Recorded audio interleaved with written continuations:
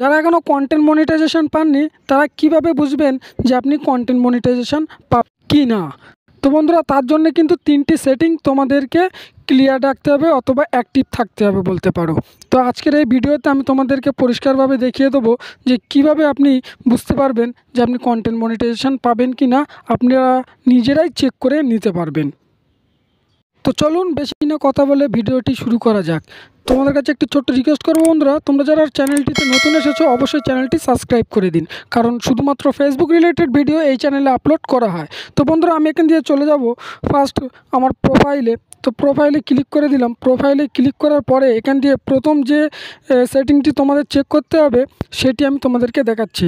তো এখান দিয়ে আমি প্রফেশনাল ড্যাশবোর্ডে ক্লিক করে নেব। প্রফেশনাল ড্যাশবোর্ডে ক্লিক করার পরে একটু স্ক্রল ডাউন করে নিচের দিকে চলে যাব। নিচের দিকে আসার পরে এখানে দেখতে পাবে যে সাপোর্ট বলে একটি অপশান আছে, সেই সাপোর্টে ক্লিক করে দেবেন। তো এই সাপোর্টে আমি ক্লিক করে দিলাম। তো এখানে দেওয়ার পরে এখানে একটি নতুন করে ইন্টারফেস খুলে যাবে। তো এখান দিয়ে দেখতে পাচ্ছ সাপোর্ট ইনবক্স বলে একটি অপশান আছে। তো এই সাপোর্ট ইনবক্সে আমরা এখানে ক্লিক করে দেবো। তো এখানে ক্লিক করে দিলাম। দেওয়ার পরে বন্ধুরা এখানে দেখতে পাবে যে ইওর অ্যালার্ট বলে একটি অপশান আছে, এই ইওর অ্যালার্টে ক্লিক করে দেবেন। দেওয়ার পরে এখান দিয়ে দেখবেন যে আপনার পেজে কোনো ভায়োলেশন আছে কি না।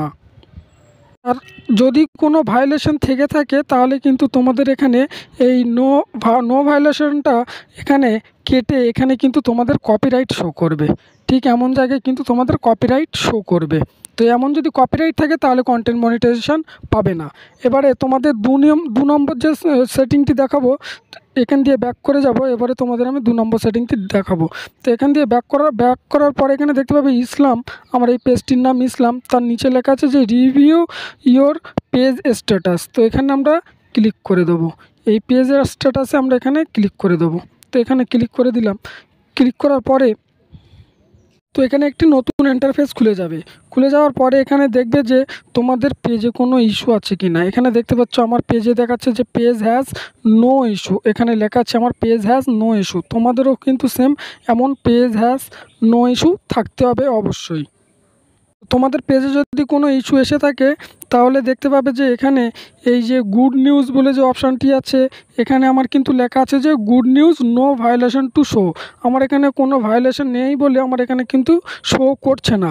তোমাদের যে পেজে যদি অথবা প্রোফাইলে যদি কোনো ভায়োলেশন এসে থাকে, কমিউনিটি গাইডলাইনের বাইরে চলে যাও, লঙ্ঘন করো, তাহলে কিন্তু এখানে তোমাদের শো করবে যে তোমাদের পেজে এই ইস্যুটি এসেছে, সেটিকে তোমাদেরকে সলভ করতে হবে। তারপরে বন্ধুরা এখানে নিচে একটু অপশান দেখতে পাচ্ছ যে রিকমেন্ডেশন, এই যে রিকমেন্ডেশন এটি তোমাদের অ্যাক্টিভ থাকতে হবে। তো এখানে তোমরা ক্লিক করে দেবে। এখানে ক্লিক করার পরে একটু পরেই দেখবে একটি নতুন ইন্টারফেস খুলে যাবে।